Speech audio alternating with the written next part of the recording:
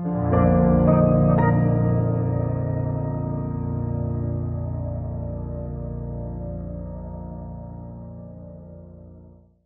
buenas amigos del Instituto Juan de Mariana, ¿cómo estáis? Aquí Ignasi, seguimos con las entrevistas en cuarentena porque esta es la situación que nos ha tocado vivir, pero espero que a lo largo del siguiente ratillo podamos pasar un buen rato. Tenemos un amigo del canal, tenemos un amigo personal, también dejadme que os diga, hace años que lo conozco, tenemos al economista, profesor y escritor, de hecho tengo algunos libros por ahí de él, Martín Krause. Martín, ¿cómo estás?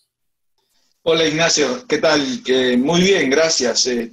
Aquí como todos, ¿no? Medio aburrido, con tiempo, así que podemos hablar de todo lo que quieras. Sin duda. A veces decimos que la vida va muy rápido y luego pedimos tiempo, pero quizás no estábamos pidiendo tanto tiempo, nos estamos pasando de frenada. Pero bromas aparte, en estas entrevistas intentamos hablar de la crisis que nos acecha, pero también de las ideas de la libertad y de todo un poco. Intentaremos que la audiencia pase un buen rato, que pueda aprender. Y yo creo que de la mano de un profesor y de un amigo como tú del Instituto Juan de Mariana, pues será especialmente fácil pasar un buen rato y aprender. La primera pregunta, si te parece, para ir rompiendo el hielo, te voy a hacer una pregunta un poco personal, que es, ¿qué estás haciendo en estos días de cuarentena? ¿Cómo matas el tiempo? ¿Cómo podemos, no sé, darnos herramientas para que no nos volvamos locos? Porque la verdad que cada día pasa y nos pesa un poco más. Sí, bueno, en principio debo decirte que una parte, y tal vez una buena parte de mi trabajo, continúa como antes. Es decir, yo sigo dictando clases, solo que ahora hemos pasado a tener las clases virtuales. En la Universidad de Buenos Aires tengo dos, en la Facultad de Ciencias Económicas tengo mis clases de Historia del Pensamiento Económico, y en la Facultad de Derecho mis clases de Economía Política. Así que eso sigue igual, más toda la tarea que implica durante la semana, porque les hago leer a los alumnos textos que tienen que leer cada semana y yo los tengo que ver, así que eso me tiene bastante ocupado. El resto lo aprovecho para leer algunas cosas que siempre uno tiene pendientes, y de hecho te diría que no estoy leyendo tanto como me gustaría. Escribir bastante, he estado escribiendo bastante artículos en los periódicos aquí. Uh-huh. Voy a escribir también algún artículo más de tipo académico, en cierta forma vinculado con este tema. Y después, tal vez como muchos otros, hacer todas esas cosas que siempre quedaron pendientes en la casa y que ahora hay que aprovechar y hacerlas. Así que con todo eso te digo que es bastante increíble cómo se me va el día. Y no es que no hice nada, ¿eh? Hay muchas cosas. Bueno, me gusta tu actitud y en el fondo a mí también me pasa igual, pasan los días, pasan las semanas volando, pero bueno, entre disfrutar de la familia y trabajar, así van pasando los días y haciendo entrevistas que por favor lo disfruto enormemente. Yo sé que tu ámbito de conocimiento, sobre todo la economía, así que si te parece vamos a empezar por ahí. Hablemos de Argentina, un país que le han azotado varias crisis y parece que esta ya es un poco la gota que colma el vaso. Si te parece, empecemos analizando cómo valoras las medidas que ha tomado Alberto Fernández y si quieres también nos podrías decir cuál sería tu propuesta para salir de esta, porque si la crisis parece que será dura para todos los países, me da la sensación que en Argentina lo será aún más. Sí, lo que dices es correcto, porque aquí ya estábamos en una situación de crisis antes de que llegara la pandemia, así que tampoco es de extrañar que esos problemas existan, y de hecho los va a haber en tanto y en cuanto esto pase, y además esto los profundiza, ¿no es cierto? Porque al igual que en todos los demás países, el freno a la actividad productiva y a la actividad económica aquí también ocurre y se siente. Y eso va a empeorar las cosas que ya de por sí son malas. En este momento, obviamente, la economía está cayendo, y el tema que venía antes de que se desatara esto, como uno de los temas principales para el actual gobierno, era tratar de renegociar los pagos de la deuda externa de forma tal de pasárselos, digamos, para quien quiera que sea el gobierno siguiente, y no tener que hacer ahora ningún pago, digamos, de los bonos de la deuda. Esa negociación sigue, pero vaya a saber si llega algún acuerdo finalmente, pero así todo, incluso con eso, los problemas de la economía argentina no se resuelven. Eso es simplemente como terminar la pandemia sería sacarle el problema de la deuda, un tema de que de pronto es coyuntural y todo lo demás va a seguir igual y no veo, y este gobierno no está haciendo nada para cambiar eso, sino que todo lo contrario. Viene con esa idea bien populista, peronista, keynesiana, de que acá hay que la actividad económica se reactiva a través del impulso del consumo y que por lo tanto hay que emitir, hay que gastar y así es como vamos a salir adelante. Ya sabemos cómo termina eso, tú lo sabes. Claro, lo sabemos, pero seguimos cayendo en el mismo error. Entonces, la pregunta en este caso, podemos hablar de Argentina, pero incluso yo creo que podemos hablar de Hispanoamérica en general. ¿Por qué somos rehenes de estas malas ideas? Porque a veces culpamos a los políticos, pero nosotros los hemos puesto allí. Entonces, la pregunta en este caso es, ¿hasta qué punto la sociedad es cómplice o incluso culpable dentro de lo que es este amalgama de malas ideas de las que somos rehenes, o como mínimo yo lo considero así? Sí, definitivamente está claro que la última responsabilidad está allí, en los valores y las ideas que predominan en la población en general, que llevan a dejarnos en esta situación, a mantenernos en esta situación de estancamiento y de caída en niveles de pobreza cada vez mayores. Y paradójicamente son incluso aquellos sectores más pobres de la sociedad quienes más sostienen, tal vez sin razonarlas demasiado, esas políticas que nos dejan en esa situación.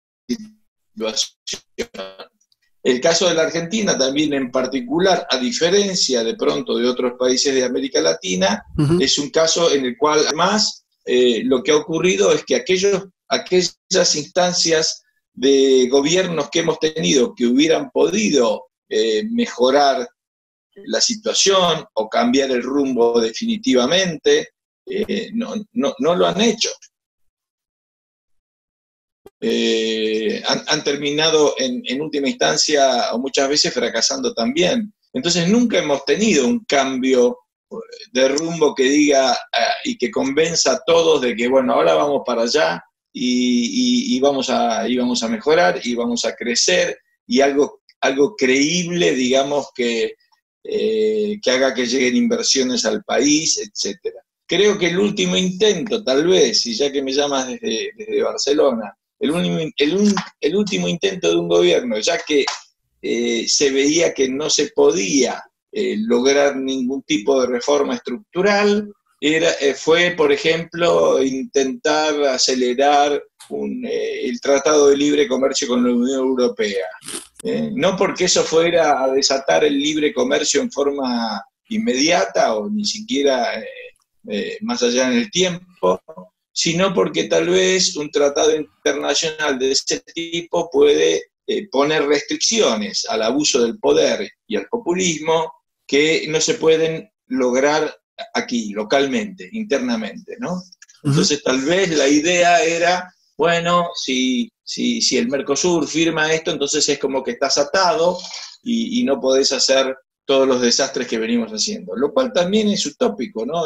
Pero no parecía haber otra alternativa, ya que, como tú bien dices, las ideas que predominan acá en la sociedad son ideas que ya se han deteriorado mucho, ideas que te diría hasta de odio parece que hubiera odio a la riqueza,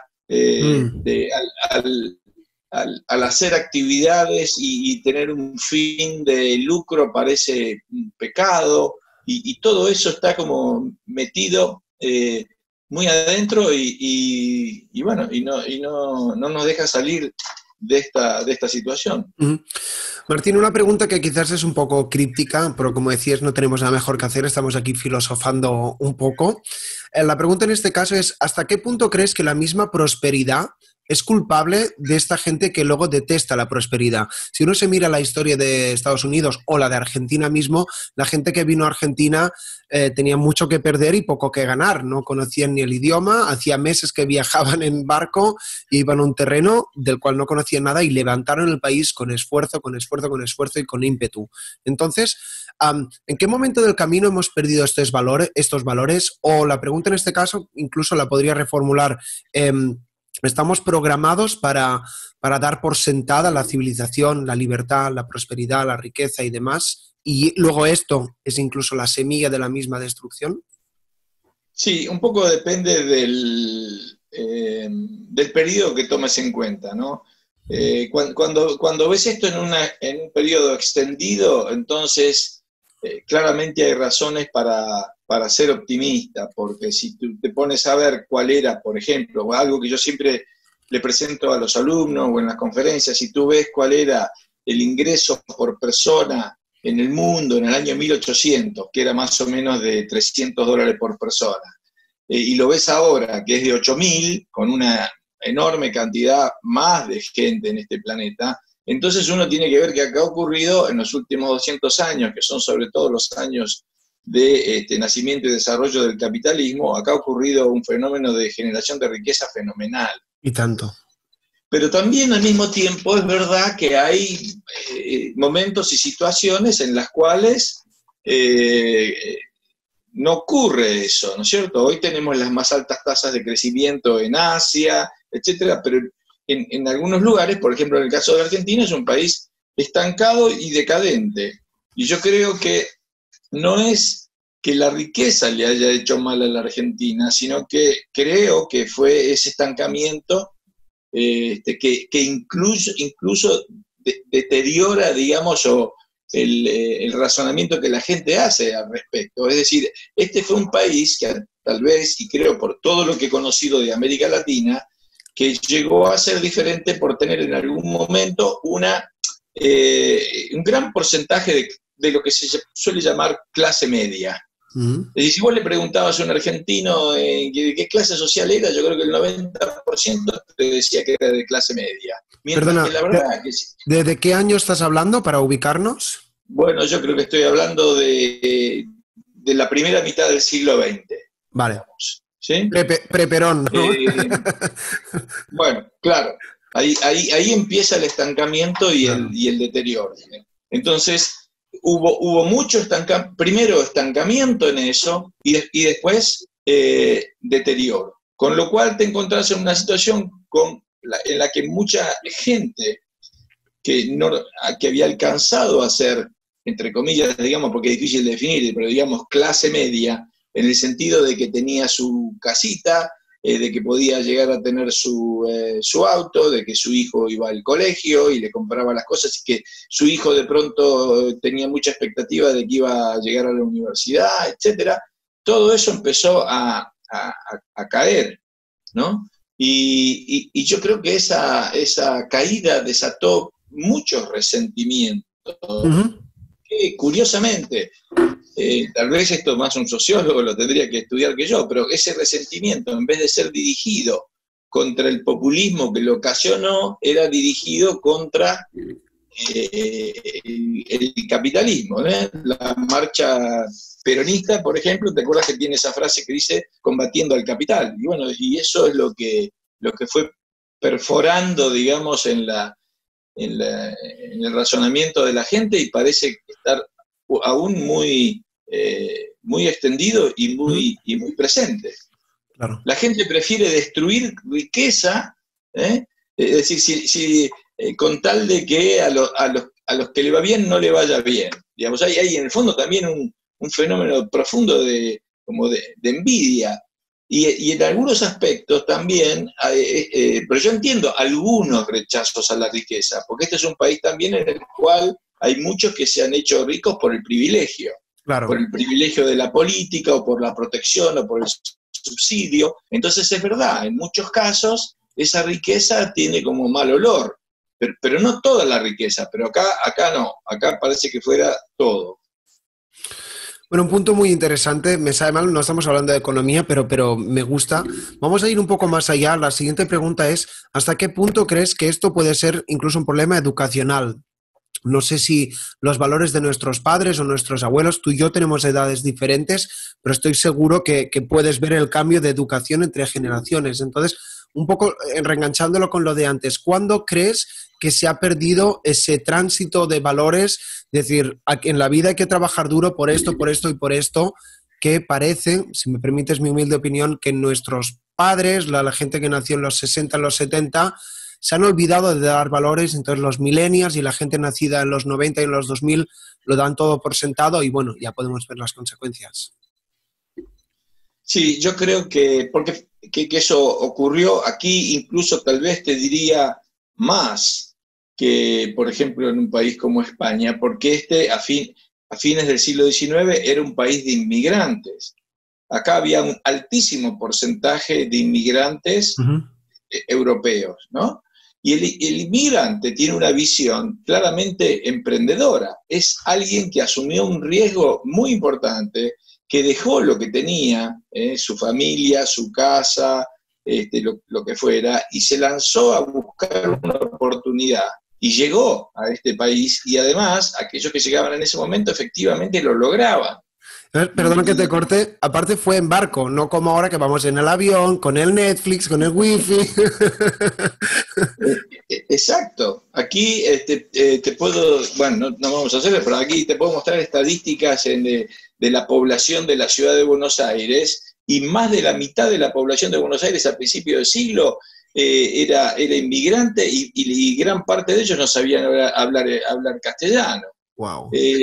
Entonces, sin embargo, se construyó una sociedad. Yo creo que, y ese espíritu es un espíritu de trabajo, porque esa gente no venía a pedir subsidios, no venía a pedir planes sociales, venía a pedir una oportunidad para trabajar. Entonces, la gran pregunta, por supuesto que acá todos nos hacemos, es: ¿cómo cambió esto? ¿Cómo cambió? Bueno, la verdad es que fue cambiando porque, bueno, por un lado, las políticas en la Argentina fueron fracasando, sobre todo a partir de la crisis de los años 30, se fue cerrando sobre sí misma, se fue estatizando la economía, y la llegada del populismo empezó si quieres, a minar, a erosionar esa mentalidad de la gente, al prometerle que acá vas a tener un papá Estado y a un líder carismático que te van a resolver los problemas, y ya no es una cuestión de que es mi esfuerzo, de que yo me la juego porque fíjate que me fui a emigrar a otro país. Ahora es: quédate tranquilo, nosotros te vamos a resolver los problemas, y lo único que tienes que hacer es confiar en el jefe político de este movimiento. Y eso me parece que de alguna forma fue, bueno, eso junto además con hechos tales como, por ejemplo, en esa clase media que te mencioné, el hecho de que el Estado creciera en sus funciones y en su tamaño, y se generalizara también una idea entre esa clase media de que lo mejor que te podía ocurrir a tu hijo es que consiguiera un empleo público, porque era estable, porque nunca lo iba a perder, y eso fue generando también, ¿no es cierto? Fue debilitando ese espíritu emprendedor que tenía originalmente los inmigrantes que llegaban al país. Bueno, Martín, me encanta escuchar tus análisis y coincido y aprendo mucho. Volvamos un poco al presente, volvamos a la realidad, centrémonos en esta crisis que es muy fuerte y especialmente en países con mucha economía informal como puede ser Argentina. Entonces, la pregunta en este caso es, este es un golpe fuerte, pero es un golpe que dentro de la situación puede que nos anime a reflexionar y a dar nuestra mejor versión, porque al final volvemos un poco todos a modo supervivencia. Entonces, la pregunta en este caso es, ¿cómo crees que será el entorno post-coronavirus a nivel cultural, social, económico, que es un poco lo que venimos hablando a lo largo de los últimos minutos? Bien, sí, yo creo que eso es una preocupación para todos nosotros, ¿no? Veo muchas opiniones por allí de que lo que se viene es como un oscurantismo estatista impulsado por el temor de la gente que pide y reclama más Estado, más gobierno, etcétera, Yo creo que efectivamente eso, bueno, sí, efectivamente eso existe, ocurre con todas las crisis, en todas las crisis siempre ha habido una demanda directa de la población de pedirle más al Estado y de que el Estado haga algo, pero no estoy del todo seguro de que ello vaya a ser algo que lo cambie todo definitivamente. Creo que también existe la oportunidad, no digo que vaya a ocurrir, de que en nuestras sociedades podamos comprender todo el desmanejo que hubo anteriormente y todo, digamos así, el despilfarro que hay antes de que esto ocurra. Es decir, en muchos de nuestros países ahora la gran preocupación es la capacidad que tiene el sistema de salud público para hacer frente a una extensión, digamos, importante de los casos de coronavirus, ¿verdad? Bueno, yo creo que eso, una vez que pase, ahora habrá que ver cómo se resuelve eso, ¿no es cierto? De alguna forma existe esta discusión si tiene que haber más cuarentena o menos cuarentena, etcétera, eso se discute, pero yo creo que acá está en juego, a nivel global, en cierta forma, qué modelo de reacción ante esto termina funcionando mejor. ¿Es el autoritarismo de China, por ejemplo, o es el mayor grado de apertura y respeto a derechos que hay en Suecia? Y en cierta forma eso tal vez va a inclinar la balanza para un lado o para el otro. Y habrá que ver, yo no sé todavía cómo termina esa historia. Por supuesto que me gustan más aquellas políticas y aquellas visiones que confían en la responsabilidad de los individuos y que recaen más o que permiten un mayor grado de libertad de decisión y al mismo tiempo de responsabilidad de la gente ante esta situación. Pero la verdad es que para mí también esto es nuevo, no veo que tengamos muchas experiencias previas para contrastar esto y no sé bien cómo va a terminar. Veremos. Lo que sí sé es que esto tendría que generar una oportunidad para discutir en el futuro, sobre todo la estructura, el tipo de Estado que tenemos y la estructura del gasto público. Porque ahora todos los gobiernos dicen, y no, porque resulta que el sistema de salud público no podía hacer frente. Bueno, entre otras cosas, el sistema de salud público no puede hacer frente porque, por lo menos acá en este país, por ejemplo, te cuento algunas, el Estado gasta no sé cuánto dinero en un astillero que no construye ni un solo barco, gasta en unas minas de carbón que no sirven para nada, tiene una aerolínea que pierde 700 millones de dólares al año, y así puedo seguir con 50 cosas más. Y acá la gente tendría que saber que, bueno, miren, en eso se va el dinero. Ahora ustedes querían o hubieran preferido a lo mejor que hubiera algo más de respiradores en el sistema de salud pública. Bueno, pero el dinero va a otro lado. Así que, ¿por qué no revisamos todo eso? A ver lo que realmente habría que hacer. Bueno, ojalá la ciudadanía vaya tomando conciencia y, bueno, yo me autoengaño un poco como todos, pero espero que con este tipo de charlas pues podamos ayudar e inspirar un poco hacia las ideas de la libertad. Y por ahí va la siguiente pregunta. Salimos un poco de esta oscuridad, que la charla está siendo un poco difícil. Vamos a intentar dar una nota positiva.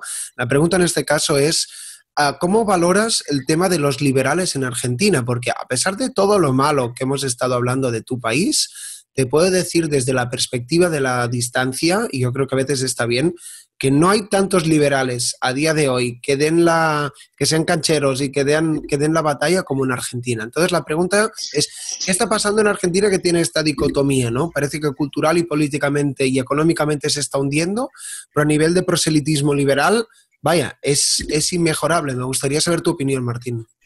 Sí, vaya a saber esto, pero mira, no, sabes que no es nuevo. Esto viene de hace tiempo, pero no necesariamente habla de que tengamos, ya tú lo has dicho ahí, por el rumbo que ve que tienes el país, está claro que no necesariamente tenemos éxito en cuanto a las ideas. Bueno, pero en la televisión, en YouTube, los jóvenes, o sea, se están enganchando, ¿eh? Sí, esperemos que eso, por supuesto, tenga un impacto positivo en el futuro. Yo hasta lo veo incluso en mis clases en la universidad, Universidad de Buenos Aires, que es la universidad pública, ¿no es cierto?, más importante aquí, y donde yo veo claramente que ahora llegan a alumnos que vienen inspirados por estas ideas y precisamente se anotan en mi curso porque vienen a buscarlas, porque quieren aprender eso, ¿no es cierto? Y eso no ocurría tanto. Ahora veo que llegan alumnos a una materia que ya conocen a Hayek, o ya te hablan de Mises, cosas así que siempre para mí eran cosas que yo tenía que introducir en los alumnos porque no lo habían visto antes. Ahora no, ahora lo veo así. Bueno, esto logrará tener un impacto, generará, digamos, una élite intelectual, no solamente intelectual, sino en la dirección, ya sea del sector público o privado en la Argentina en el futuro. Bueno, ojalá que sea así.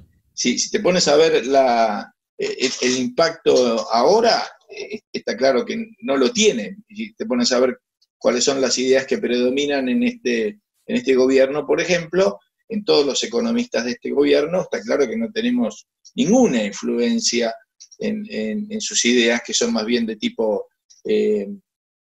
keynesiano progresista, para definirlo de alguna forma, ¿no? Esos son los que están ahora llevando adelante la política económica, y no ninguno, ni que se acerque a nuestras ideas. Pero es cierto que lo que tú dices de que hay mucha actividad, y no solamente mucha actividad, sino que hay mucha gente.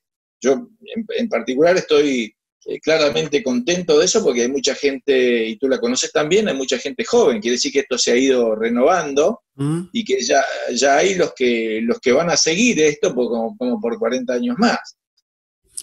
Bueno, sí, si me permites mi opinión, yo creo que también es algo generacional. Creo que la gente nacida en los 80, 90, 2000, cuando ya empiecen a tocar cargos públicos o ser gente fuerte en el sector privado, quizás ya se puede ver un cambio cultural. Pero bueno, esto no sabremos, no podemos hacer futurología, desafortunadamente.